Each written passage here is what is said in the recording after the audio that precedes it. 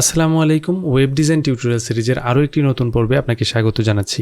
গত পর্বে আমি CSS এর বর্ডার, প্যাডিং এবং মার্জিন ইত্যাদি বিষয় সম্পর্কে আলোচনা করেছি। আপনি যদি সেই ভিডিওটি মিস করে থাকেন তাহলে ডেসক্রিপশনে লিঙ্ক দেওয়া রয়েছে, সেখান থেকে দেখে আসতে পারেন। আজকে আমরা দেখব কিভাবে আমরা HTML টেমপ্লেটের মধ্যে বা HTML ফাইলের মধ্যে আইকন ব্যবহার করতে পারি। তাহলে চলুন শুরু করা যাক। HTML টেমপ্লেটের মধ্যে আইকন ব্যবহারের জন্য আমাদেরকে একটা CSS আইকনের লাইব্রেরি ব্যবহার করতে হবে। সেটা হচ্ছে, আমরা যদি একটা ওয়েবসাইট ভিজিট করি fontawesome.com, এইটা হচ্ছে একটা আইকন লাইব্রেরি। এই fontawesome লাইব্রেরির মাধ্যমে আমরা বিভিন্ন ধরনের আইকন আমাদের HTML টেমপ্লেটের মধ্যে ব্যবহার করতে পারবো। এই জন্য প্রথমে আমরা যদি এখানে স্টার্টে ক্লিক করি অথবা স্টার্ট ফর ফ্রিতে ক্লিক করি, এখানে আমরা যদি আসার পরে আমরা দেখতে পাচ্ছি যেখানে বিভিন্নভাবে আমরা চাইলে আমাদের এই লাইব্রেরিটি আমরা ব্যবহার করতে পারি। এজন্য আমরা যদি একটু নিচে স্ক্রল করি, আমরা এখানে দেখতে পাচ্ছি ভিউজেস, রিয়েক্ট, এমবেডার, অ্যাঙ্গুলার, এরকম বিভিন্ন ফ্রেমওয়ার্কের সাথে আমরা আইকন ব্যবহার করতে পারি। আমি এখান থেকে যদি ডাউনলোডে যাই এবং ডাউনলোডে আসার পরে এখানে দুই ধরনের ভার্সন রয়েছে ওদের, অর্থাৎ একটা হচ্ছে ওয়েব ভার্সন, আরেকটা হচ্ছে ডেস্কটপের জন্য, অর্থাৎ ডেস্কটপ ভার্সন। আমরা কিন্তু আসলে ডেস্কটপের জন্য ইউজ করতে চাচ্ছি না, আমরা চাচ্ছি আমাদের ওয়েবসাইটে ব্যবহার করব। এবং এজন্য এখানে কিন্তু ওদের এটা হচ্ছে প্রো ভার্সন এবং এটা হচ্ছে ফ্রি ভার্সন। এখানে কিন্তু দুইটা ভার্সন দেওয়া আছে। প্রো ভার্সনের ক্ষেত্রে হচ্ছে এটা হচ্ছে প্রিমিয়াম, অর্থাৎ আমাদেরকে কিনে নিতে হবে। আমরা যদি কিনে নেই সেক্ষেত্রে আমরা এই ওয়েবসাইটে বা এই লাইব্রেরিতে যত ধরনের আইকন আছে সবগুলো আমরা ব্যবহার করতে পারবো।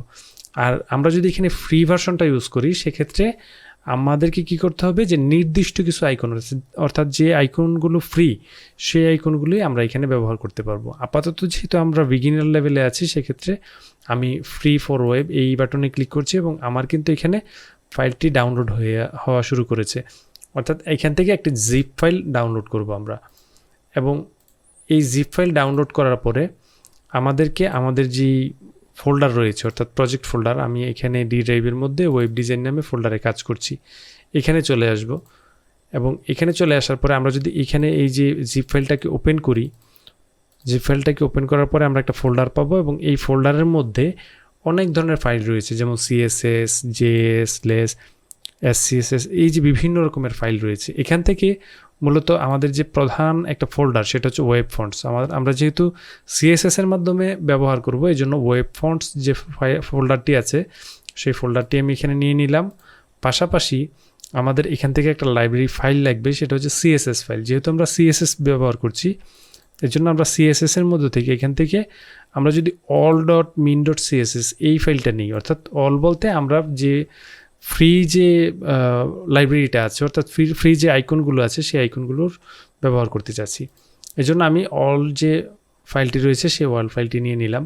আপনি যদি চান যে না, আপনি অল না নিয়ে শুধু সলিড আইকন অথবা SVG উইথ JS এই আইকনটা ব্যবহার করবেন, সেক্ষেত্রে আপনি ব্যবহার করতে পারেন। তবে আপনি যদি all.min.css এই ফাইলটা নেন, আপনি সবগুলো ব্যবহার করতে পারেন। আমি প্রথমে কি করলাম, যে এই ফোল্ডারটি থেকে, অর্থাৎ এই ওয়েব ফন্টস এই ফোল্ডারটি নিয়ে নিলাম এবং all.min.css এইটা নিয়ে নিলাম।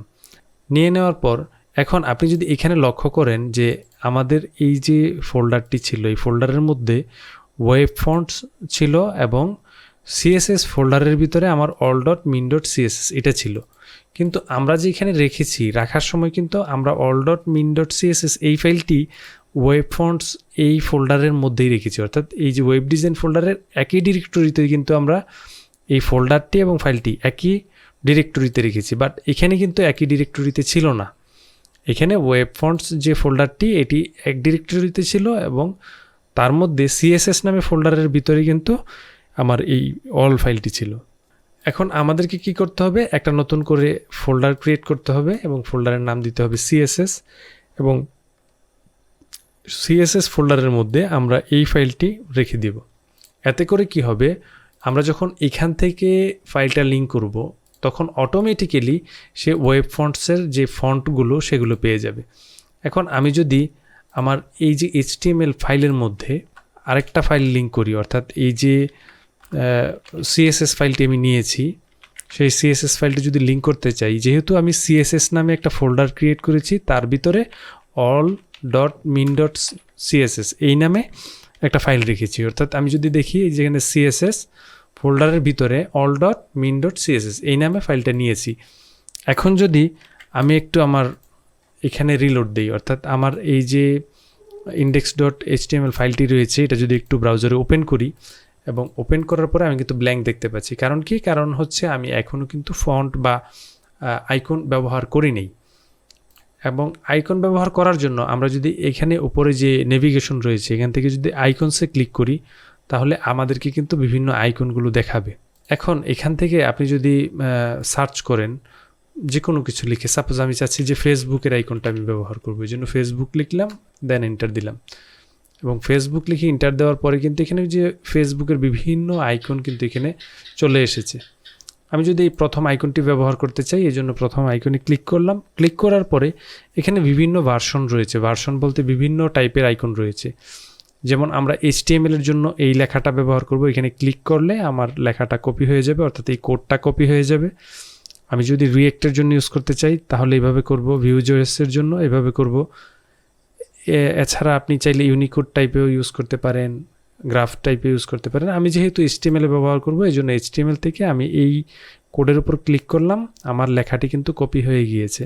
এখন আমি কি করব, আমার এই লেখাটি আমার এই যে HTML টেমপ্লেটের যে জায়গায় আমি এটা আসলে শো করতে চাই সেখানে আমি পেস্ট করে আমি এখন সেভ দিব। সেভ দিয়ে আমি এখানে রিলোড দিব। রিলোড দেওয়ার পরে আমি কিন্তু দেখতে পাচ্ছি যে আমার আইকনটা কিন্তু এখানে ভালোভাবে শো করছে। এখন আমার যে আইকনটি ইচ্ছা, অর্থাৎ আমি এখান থেকে সার্চ করে আমরা নিতে পারি, অথবা আমরা এখন এখান থেকে যত ফ্রি আইকন আছে আমরা চাইলে এখানে ফ্রি আইকনে ক্লিক করতে পারি, এখানে ফিল্টার করে নিতে পারি যে আমরা আসলে যে আইকনটা ব্যবহার করতে চাই। আমি যদি এখন চাই যে এখানে অ্যারো চিহ্নটা বা পয়েন্টার টাইম ব্যবহার করব, সেমভাবে আমি পয়েন্টারটার উপর ক্লিক করলাম, অর্থাৎ এই কোডটাকে কপি করে নিয়ে গেলাম।